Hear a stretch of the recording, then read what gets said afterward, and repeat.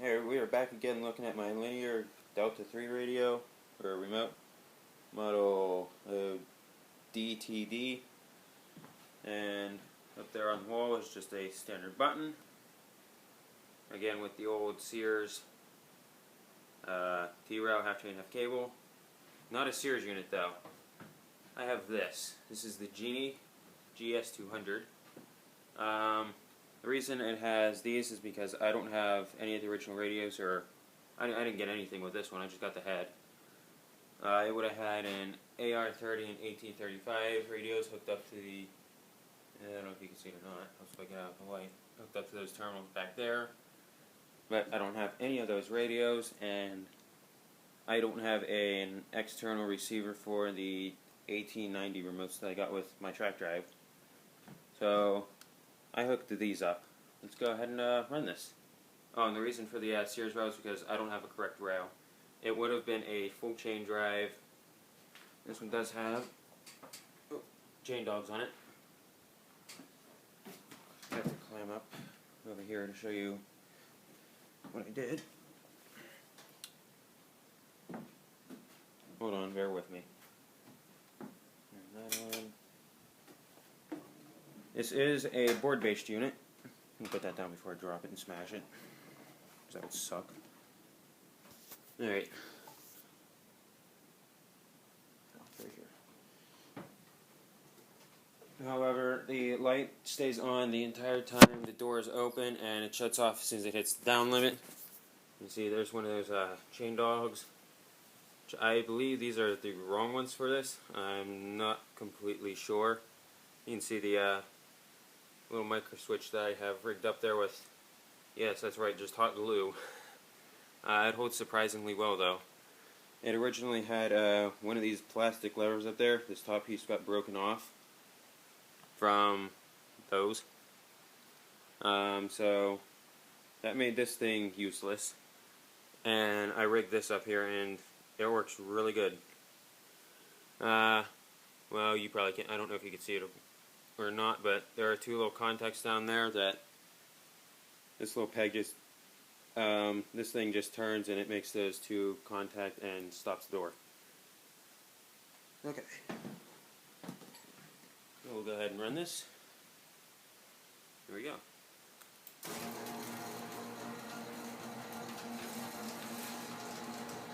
Oh yeah, I kind of oopsed it and twisted the chain when I put it back together.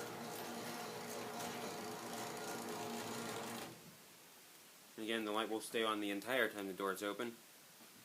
Yeah, there you go. There's an LED in this unit. I had to do nothing to make that work.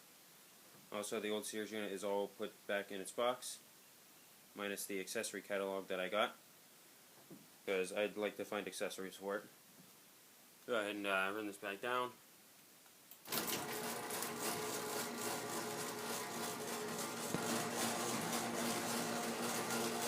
There's that.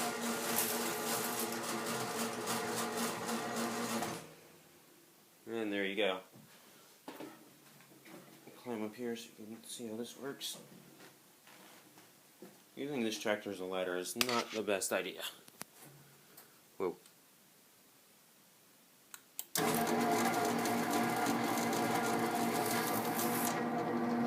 can see how this works. It helps so I don't block the freaking microphone. And that shuts off.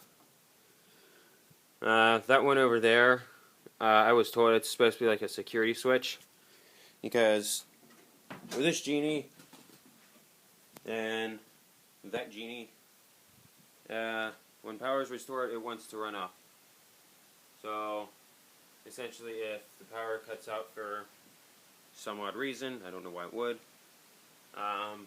basically if I hit the button again, that should go by and stop it before this thing slams into the power head. I may drop the cover on this one because, well, just because it's older and more interesting than,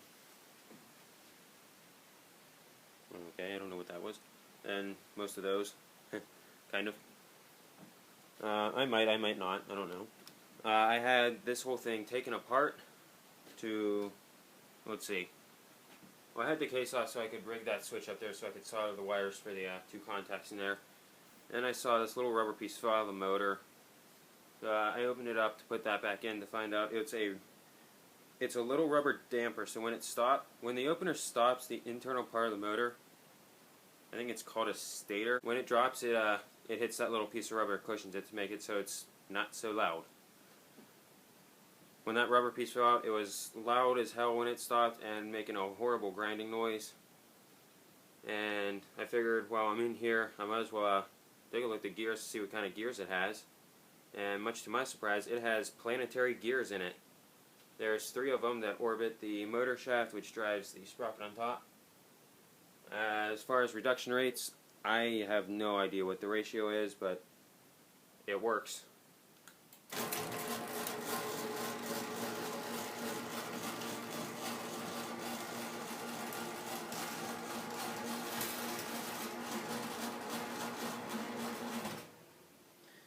I did take pictures of the motor shaft when I had it apart, and that gearbox. I'll see if I can include them somewhere, probably at the end of this video. I hope. There it is. There's the Genie GS-200. Eventually, I will make something better, because right now, the way this is actually set up right now, if the force would trip or something, that's going to pull right off of there because it's attached. When it hits something, this plate moves and it's affixed to this plate, kind of. So, yeah, I need a welder to make something better. But it works for now. This is probably not staying up as well. I got the force set pretty hard on it, so if it hits something, something's probably going to break. And I hate destroying operators, so that's what I got for now. Comment, rate, and subscribe.